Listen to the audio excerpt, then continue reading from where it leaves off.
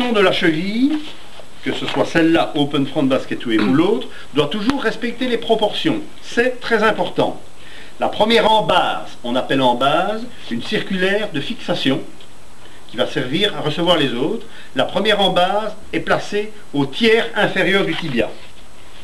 Donc, tiers inférieur du tibia, 1, 2, 3, c'est à peu près là. Par expérience et par habitude, je sais que je suis plus ou moins au tiers. La deuxième embase est posée sur le 5e méta. Et déjà une première difficulté s'impose, il faudra que le tape soit supporté, donc cette bande est simplement posée. Tu as senti que je ne l'avais pas tendue. Alors, ensuite, la contention va se réaliser par l'intermédiaire de 3 étriers verticaux et 3 étriers horizontaux. Essayez de bien comprendre ce que je vais dire. À partir du moment où vous devez empêcher ce mouvement-là, qui met en tension le ligament latéral externe que vous devez protéger, vous allez devoir placer vos étriers d'une façon bien spécifique. C'est quoi un étrier?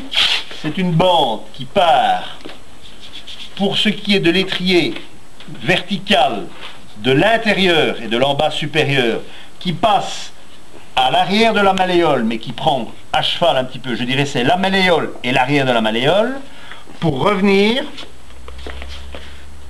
toujours verticalement, toujours légèrement à l'arrière de la malléole, sur l'embase supérieure. Ton pied est toujours bien bloqué à 90 degrés, c'est très important. Au plus ton patient bouge, au plus ton tape va être raté. Serré, là, le tape, cette bande est collée au départ, et dans la deuxième partie, tirée. Ça, tu peux le faire, puisque tu dois bloquer le pied comme ça. La deuxième bande, le deuxième étrier qui maintenant est horizontal, lui, ne va pas partir de l'intérieur vers l'extérieur, mais va partir de l'extérieur, longer le méta, passer en dessous de la malléole, vers l'intérieur. Et pour répondre à ta question, je l'ai attaché. Là maintenant, je peux mettre un peu de tension avant de fixer. D'accord? On refait ça 3 fois. Ça veut dire que je recommence un deuxième étrier vertical décalé de moitié, qui va passer en plein malléole pour revenir sur l'embase supérieure vers l'extérieur. Même chose deuxième fois, décalé de moitié, horizontal, de l'extérieur vers l'intérieur. Troisième étrier, chez des enfants on pourrait s'en contenter de 2, chez des grands malabars qui font 2,25 m, on pourra en mettre 4 éventuellement. Ça dépend bien sûr de la pièce anatomique que vous avez devant vous. Et le troisième étrier va prendre appui sur la malléole, mais va se trouver surtout à l'avant de la malléole. Et même chose, je mets un peu de tension, je colle. Même chose, troisième horizontale. Et donc, on a réalisé donc une succession de 3 étriers verticaux et horizontaux. On est dans une situation de tape ouvert, remettez-vous bien dans le contexte, c'est quelqu'un qui vient se blesser, il ne doit pas remonter sur un terrain, je lui donne une stabilité pour pouvoir rentrer chez lui, attendre éventuellement le contrôle chez le médecin le lendemain, ou pour pouvoir éventuellement aller à l'hôpital si vous estimez que la situation est urgente. On ne va pas le laisser que comme cela, on va aussi donner quand même malgré tout un petit peu plus de soutien à son pied, et donc on va terminer le montage par des circulaires.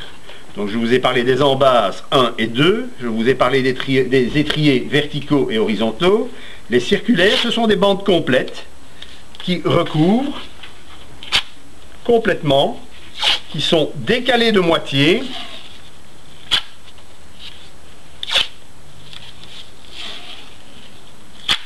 et le haut de Open Front arrive ici. En ce sens qu'après 2 ou 3 circulaires, en fonction du modèle anatomique que vous avez devant vous, vous allez laisser une ouverture. Je vous ai dit que cette ouverture se justifie à partir du moment où vous n'êtes pas sûr qu'il ne va pas développer un œdème, un hématome, et que vous devez donner une possibilité à cet œdème de partir quelque part. Donc on ne ferme jamais une contention quand on vient de se blesser. On laisse toujours une ouverture. Et on continue toujours à décaler de moitié.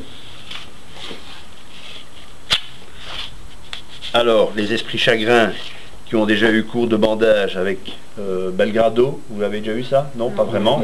Pour me dire pourquoi je recouvre dans le sens contraire du retour veineux.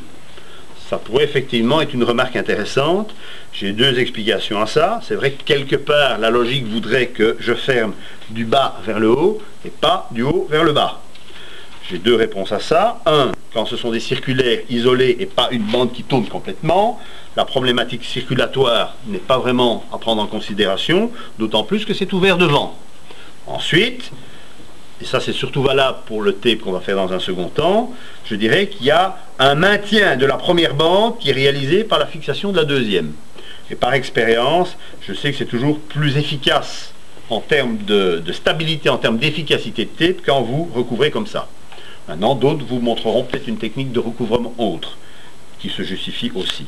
Donc, j'ai fermé, j'ai fermé, j'ai fermé, j'ai fermé en laissant une ouverture, j'ai fermé en laissant une ouverture, et je fais exactement la même chose au niveau du coup de pied, en respectant une chose très importante, tu le sens, c'est que je ne fais pas ça, je dépose simplement.